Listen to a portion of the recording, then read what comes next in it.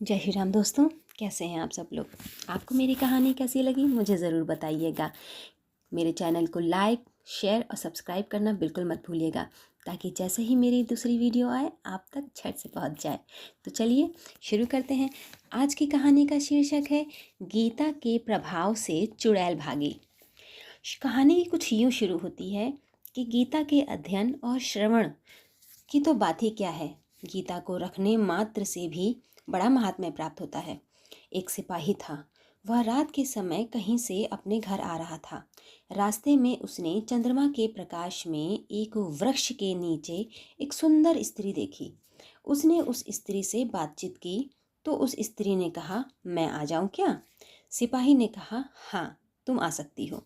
सिपाही के ऐसा कहने पर वह स्त्री, जो वास्तव में चुड़ैल थी, उसके पीछे आ गई। अब वह रोज रात में उस सिपाही के पास आती, उसके साथ सोती, उसका संग करती और सवेरे चली जाती। इस समय वह उस सिपाही का शोषण करने लगी, अर्थात उसका खून चूसकर उसकी शक्ति छीण करने लगी।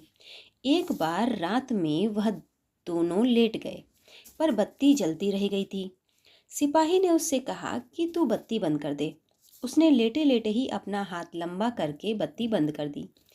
तब जाके सिपाही को पता चला कि यह कोई सामान्य स्त्री नहीं है, यह तो एक चुड़ैल है।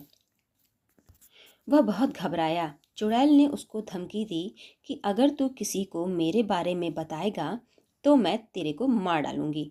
इस तरह वह रोज रात में आती और सवेरे चली जाती। सिपाही का शरीर दिन प्रतिदिन सूखता जा रहा था। उसको समझ नहीं आ रही थी कि आखिर मैं इससे छुटकारा कैसे पाऊं। लोग उससे पूछते ही रह गए, तुम भैया इतने क्यों सूखते जा रहे हो? क्या बात है, हमें बताओ। परंतु चुड़ैल के डर के मारे वह सिपाही किसी को कुछ नहीं बताता था। एक दिन वह दुकान से दवाई लाने गया। दुकानदार ने दवाई की पुड़िया बांध कर दे दी। सिपाही उस पुड़िया को जेब में रखकर घर आ चला आया। रात के समय जब वह चुड़ैल आई, तब वह दूर से ही खड़े खड़े बोली कि तेरी जेब में जो पुड़िया है उसको निकाल कर फेंक दे।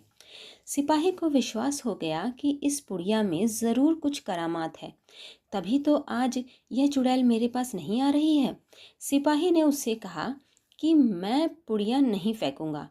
चुड़ैल ने बहुत कहा, पर सिपाही ने उसकी बात नहीं मानी। जब चुड़ैल का उस पर वश नहीं चला, तब वह चली गई। कि सिपाही ने जेब से पुड़िया को निकालकर देखा तो वह गीता का फटा हुआ पन्ना था। इस तरह गीता का प्रभाव देखकर वह सिपाही हर समय अपनी जेब में गीता रखने लगा। वह चुड़ैल फिर कभी उसके पास नहीं आई। ये कहानी यहीं समाप्त होती है। मेरा विश्वास भी ऐसा है कि जिसके पास गीता है उसका कभी कुछ बुरा नहीं हो सकता। कहानी आपको कैसी लगी मुझे ज़रूर बताइएगा। तब तक के लिए जय श्री राम।